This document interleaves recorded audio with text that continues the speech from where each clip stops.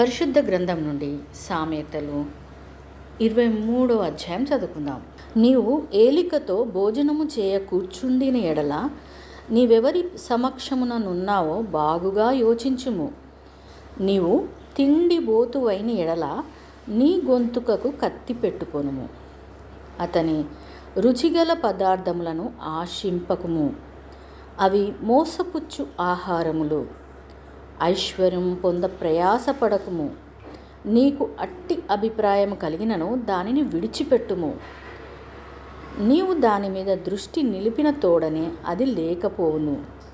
నిశ్చయముగా అది రెక్కలు ధరించి ఎగిరిపోవును. పక్షిరాజు ఆకాశమునకు ఎగిరిపోవున్నట్లు అది ఎగిరిపోవును. ఎదుటి వాని మేలు ఓర్చలేని వానితో కలిసి భోజనం చేయకుము. వాని రుచిగల పదార్థములను ఆశింపకుము.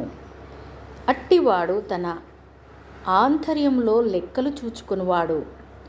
తినుము త్రాగుము అని అతడు నీతో చెప్పునే గాని అది హృదయములో నుండి వచ్చు మాట కాదు. నీవు తినిన దానిని కక్కివేయదు.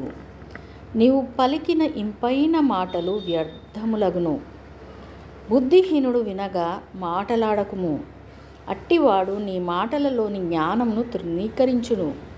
పురాతనమైన పొలిమేర రాతిని తీసివేయకుము. తల్లిదండ్రులు లేని వారి పొలంలోనికి నీవు చొరబడకూడదు. వారి విమోచకుడు బలవంతుడు, ఆయన వారి పక్షమున నీతో వ్యాజ్యమాడును. ఉపదేశము మీద మనస్సునుంచుము. తెలివిగల మాటలకు చెవియొగ్గుము. నీ బాలురను శిక్షించుట మానకునకుము. బెత్తముతో వాని కొట్టిన ఎడల వాడు చావకుండును. బెత్తముతో వాని కొట్టిన ఎడల పాతాళమునకు పోకుండా వాని ఆత్మను నీవు తప్పించదవు. నా కుమారుడా, నీ హృదయమునకు జ్ఞానము లభించిన ఎడల నా హృదయం కూడా సంతోషించును. నీ పెదవులు యథార్థమైన మాటలు పలుకుట విని నా అంతరింద్రియములు ఆనందించును. పాపులను చూచి నీ హృదయమునందు మత్సరపడకుము. నిత్యము యెహోవా యందు భయభక్తులు కలిగి ఉండుము. నిశ్చయముగా ముందు గతి రానే వచ్చును. నీ ఆశ భంగము కానేరదు. నా కుమారుడా, నీవు విని జ్ఞానం తెచ్చుకొనుము. నీ హృదయమును యథార్థమైన త్రోవలయందు చక్కగా నడిపించుకొనుము. ద్రాక్షారసము త్రాగు వారితోనైనను మాంసము హెచ్చుగా తిను వారితోనైనను సహవాసము చెయ్యకుము. త్రాగుబోతులను తిండిబోతులను దరిద్రులగుదురు. నిద్రమత్తు చింపిగుడ్డలు ధరించుటకు కారణమగును. నిన్ను కనిన నీ తండ్రి ఉపదేశమును అంగీకరించుము. నీ తల్లి ముదిమి యందు ఆమెను నిర్లక్ష్యము చేయకుము. సత్యమును అమ్మివేయక దాని కొనియుంచుకొనుము. జ్ఞానమును ఉపదేశమును వివేకమును కొనియుంచుకొనుము. నీతిమంతుని తండ్రికి అధిక సంతోషం కలుగును.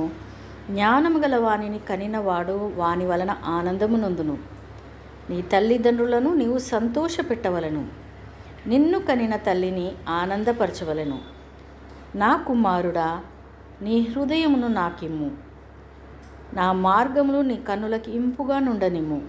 వేశ్య లోతైన గొయ్యి, పరస్త్రీ ఇరుకైన గుంట. దోచుకొనువాడు పొంచియుండునట్లు అది పొంచియుండును. అది బహుమందిని విశ్వాసఘాతకులనుగా చేయును. ఎవరికి శ్రమ, ఎవరికి దుఃఖము, ఎవరికి జగడములు, ఎవరికి చింత, ఎవరికి హేతువు లేని గాయములు, ఎవరికి మందదృష్టి. ద్రాక్షారసముతో పొద్దుపుచ్చు వారికే కదా, కలిపిన ద్రాక్షారసము రుచి చూడ చేరు వారికే కదా. ద్రాక్షారసము మిక్కిలి ఎర్రబడగను, గిన్నెలో తలతలలాడుచుండగను, త్రాగుటకు రుచిగా నుండగను దాని వైపు చూడకుము. పిమ్మట అది సర్పము వలె కరచును, కట్లపాము వలె కాటు వేయును. విపరీతమైనవి నీ కన్నులకు కనబడును. నీవు వెర్రి మాటలు పలుకుదువు. నీవు నడి సముద్రమున పండుకొను వాని వలె ఉందువు. ఓడ కొయ్య చివరను పండుకొని వాని వలె ఉందువు. నన్ను కొట్టినను నాకు నొప్పి కలగలేదు. నా మీద దెబ్బలు పడినను నాకు తెలియలేదు. నేనెప్పుడు నిద్ర మేలుకొందును? మరలా దాని వెతుకుదును అని నీవు అనుకొందువు. దేవుడు పరిశుద్ధ వాక్యమును మనందరి వినికిలో ఫలింపచేయునుగాక. ఆమెన్.